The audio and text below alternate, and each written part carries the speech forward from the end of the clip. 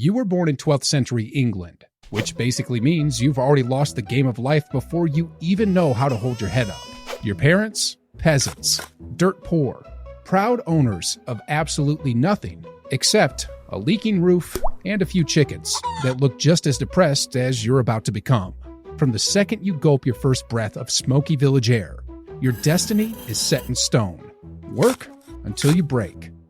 Eat whatever hasn't spoiled yet, and pray you don't catch something that ends in pox. Your daily menu? Bread, if you're lucky, maybe some wilted vegetables, a slice of salted fish on holidays if the universe is feeling particularly generous. Meat? Please. That's reserved for the people who actually matter. As for your future, it's one long, gray road paved with calloused hands, aching bones, and the faint hope that maybe, just maybe, you'll die slightly less miserable than your parents did.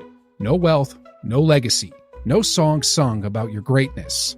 Just another faceless soul in a world that wouldn't notice if you vanished tomorrow. And just when you're getting cozy with the idea of eternal, inescapable mediocrity, your father drops a bombshell. He knows a way out, a sliver of a chance, a gamble so desperate that only someone who's seen how bad it gets would dare roll the dice. Because sure, breaking your back in a noble's field sucks. But chasing a dream? That can hurt even worse. At the ripe old age of 8, because nothing screams ready for adult life like being barely tall enough to reach a doorknob, your parents ship you off to the city. Not because they don't love you, not because they're tired of feeding you, but because your father, after a lifetime of shoveling manure for nobles who didn't even know his name, heard about a man, a blacksmith, a craftsman so skilled he lived like a king among peasants. And your father, he actually knew him. Not well enough to ask for a favor, but just enough to offer up his own son as tribute. This, right here, is the plan. The one shot, the only thin, flickering chance you'll ever get to claw your way out of a life of mud and misery. So, with nothing but a threadbare sack and a head full of desperate hope, you're sent into the belly of the beast. The city hits you like a fist to the gut. It's filthy, overcrowded, and smells like someone set a barn on fire and then tried to put it out with sewage.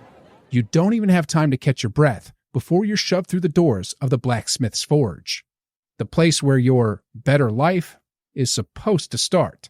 And immediately, you realize this is hell. The forge is a screaming, sweating, hammer-swinging madhouse.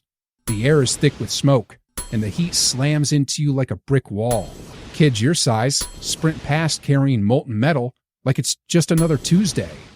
The master blacksmith gives you one look. Thin arms, wide eyes, change your clothes, get to work.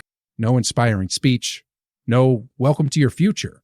Just a stack of filthy rags and a schedule that would make a grown man cry. Congratulations, you're an apprentice now, which is medieval code for human tool. Your new responsibilities? Haul buckets of water so heavy your knees pop like old wagon wheels. Shovel endless mountains of coal until your spine feels like it's about to snap. Pump the bellows until your arms shake harder than a leaf in a hurricane. And if you screw up, if you so much as drop a hammer or let the fire flicker for a half a second, punishment is immediate. Extra hours, no food, public humiliation. Sometimes all three, if the master's feeling generous. Because out there, waiting and watching, is a line of desperate kids who would kill to take your place. No second chances, no sympathy, just sharpened knives and hungrier eyes. Meanwhile, you're trapped in a daily war against John, Michael, and Robert. John, the schemer, son of a famous weaponsmith, here to outshine his old man. Michael, the prodigy, could outwork 3 apprentices with one hand tied behind his back. Robert, the suck-up, his uncle's on the city council, and he never lets anyone forget it. They're not your friends. They're not your teammates. They're the wolves you'll have to outrun if you want to survive the forge at all. Years crawl by, each one pounding a little more strength and a little more fear into your body. But somehow, you survive. You survive the cracked knees, the split open hands, the hammer blows that glance off your wrist instead of the anvil. You survive John's scheming, Michael's effortless dominance, and Robert's smug reminders that your bloodline couldn't buy a loaf of bread. And finally, after burned fingers and sleepless nights, you stop being just another clumsy pair of hands. You become something more dangerous. You start making real tools, horseshoes that hold firm through a cavalry charge, nails that don't split the timber when driven home, swords sharp enough to whisper death with a single swing. The first time your master picks up one of your finished pieces, turns it over in his hands, and grunts something that isn't total disgust, you realize you're not a burden anymore. You're an asset. You're still an apprentice, still disposable, but now you're good enough to matter. And when you finally reach your graduation day, around the age of 15, you're offered something you spent half your life dreaming about, a future. The master calls you over, his face carved out of stone. No smile, no ceremony, just two choices thrown at your feet like a battered coin flip. Option 1, stay, work for him, earn steady wages, live under his roof with a guarantee of food, shelter, and just enough coin to survive the winter. A life of hard labor, sure, but a safe one. Predictable, comfortable, survivable. Option 2, become a journeyman, step into the wild, travel from city to city, town to town, begging for work in places where a stranger is just another problem to ignore or rob. No guarantees, no protection, no second chances. If you make it, you carve your own legend. If you fail, you die cold, hungry, and invisible. You hesitate. Of course you hesitate. After all, security sounds a lot sweeter when you know exactly how hard the world outside can punch. But then your master tosses in one final shard of hope. If you leave and survive, there might be a place for you here again someday. Might. Not will. Not promise. Just a sliver of possibility, barely enough to catch the light. And because you're young and stubborn and so damn sick of taking orders, you take the gamble. You choose the unknown. You become a journeyman.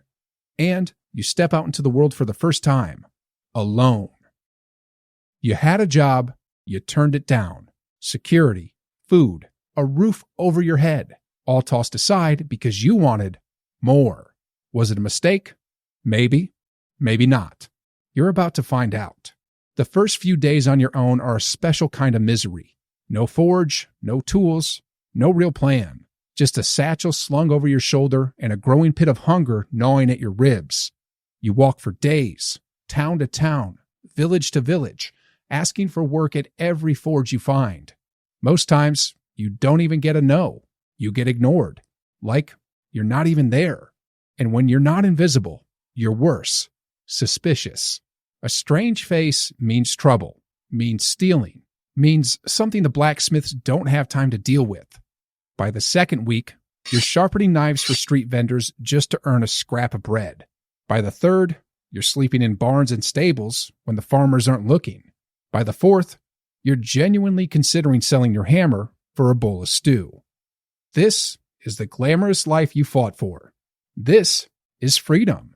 And it's slowly killing you.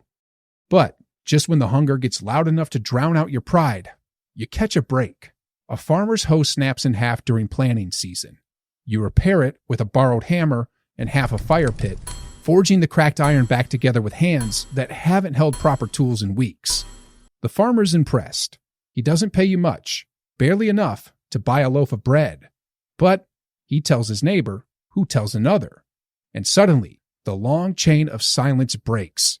First a hoe, then a plow, then horseshoes for a traveling merchant. Each job earns you a few more coins, a few more scraps of food, a few more nights sleeping under a roof instead of under the stars. It's not much. It's survival, but it's yours. Every calloused finger, every aching step, every forged piece of iron, it all belongs to you now. You are no one's apprentice. You are a blacksmith, a real one, not in title, not on paper, but in the only way that matters. You can survive on your own work. Coin by coin, you start saving. Work by work, you start building a name. You invest in better tools, better materials, better skills. You don't just fix broken things anymore. You make them. New axes, new horseshoes, new knives, so sharp they could split a hair. You travel to bigger towns, learning advanced techniques from any blacksmith willing to trade knowledge for an extra pair of hands. Every mile you walk, every blister you earn, every deal you shake, you are becoming something more, something dangerous. By the time you return to the city, you're not the scared, scrawny kid who stumbled out of the forge years ago. You're a weapon, and you're finally ready to be noticed. The city doesn't recognize you at first. You've changed. Not just older, not just stronger, honed, tempered, like a blade that's been hammered until the impurities burned away. You take on jobs, bigger ones, more important ones, and word spreads faster than wildfire. You're not just the blacksmith's apprentice anymore. You're the blacksmith. The guy who reforged a knight's sword on the road when every other smith said it was hopeless. The guy who can shoe a war horse so well it runs like it's floating on air. Nobles start to take notice, mercenaries, even army generals. At first, it's everything you dreamed about. Coin pours in like rain, the kind of coin that buys respect, that buys comfort. You rent a real workshop, you sleep on a real bed, you eat real food, meat, whenever you damn well feel like it. You stop surviving, you start living. And then reality slams its foot on your throat. Because when you're that good, you stop being a craftsman. You become a resource. And resources get claimed. You hear whispers before you see it. Certain nobles aren't just impressed with your work, they're interested in owning it, owning you. One day, a letter arrives. An offer, polite on the surface, threatening underneath. A powerful lord wants you as his personal blacksmith. No negotiations, no counteroffers. You belong to him now. And if you don't like it, there are always ways to convince a man to become more cooperative. Kidnapping, threats, slavery, take your pick. You disappear before the sun even sets. Forge cold, tools abandoned. For a month, you live like a rat, moving from barn to barn, alley to alley, praying you don't see a bannered guard riding through the streets. If they find you, it's over. You won't be a master anymore. You'll be a prisoner with a hammer. But fate, for once, flinches first. The civil war boiling in the kingdom finally erupts. The lords who wanted you dead or caged have bigger things to worry about, like not getting their heads chopped off. You survive by sheer luck, by sheer stubbornness. You survive. And when the dust settles, you rise. By 22, you're no longer some desperate kid hauling buckets for scraps. You're a master blacksmith, not just by title, but by reputation. Lords compete for your services. Knights travel across kingdoms to commission your blades. And this time, you choose who you work for. You choose where you plant your forge. You build your own workshop, your own house, your own name. You are everything your father dreamed you could become, and far more than he ever dared to imagine.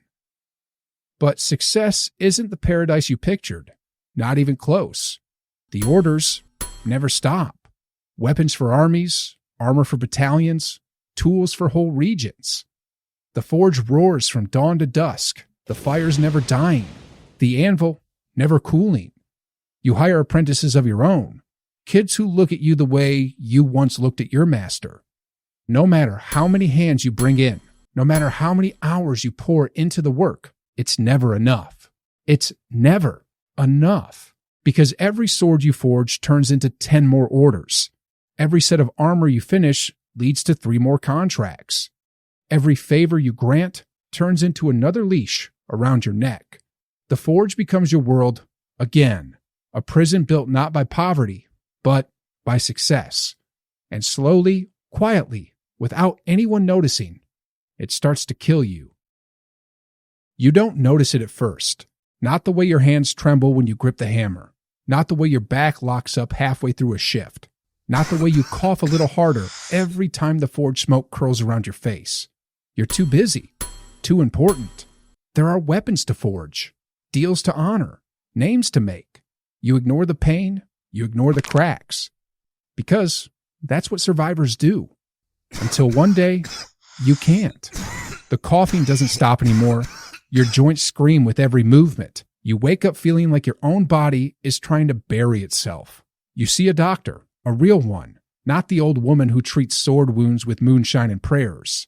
He looks at you, listens to your lungs, checks the calluses on your hands, the paleness of your skin, and then he tells you the truth. Lead poisoning. A lifetime spent inhaling toxic fumes, handling raw materials, working 15-hour days in a forge without rest. There's no cure, no treatment, no miracle.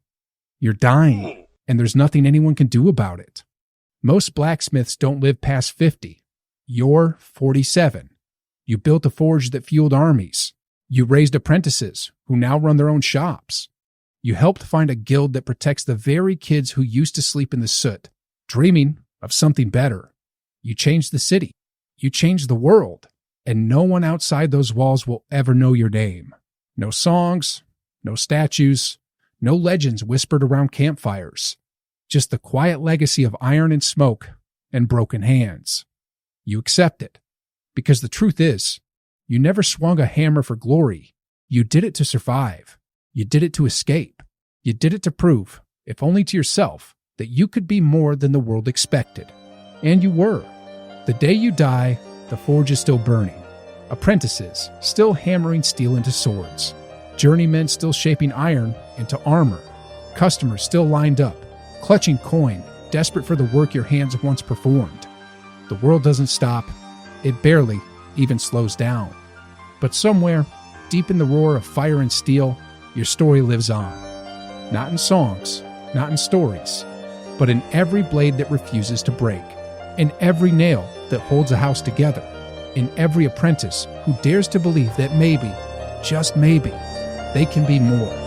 You were never just a blacksmith. You were the fire that shaped an empire. And even as your body fades into ash and dust, the forge never dies.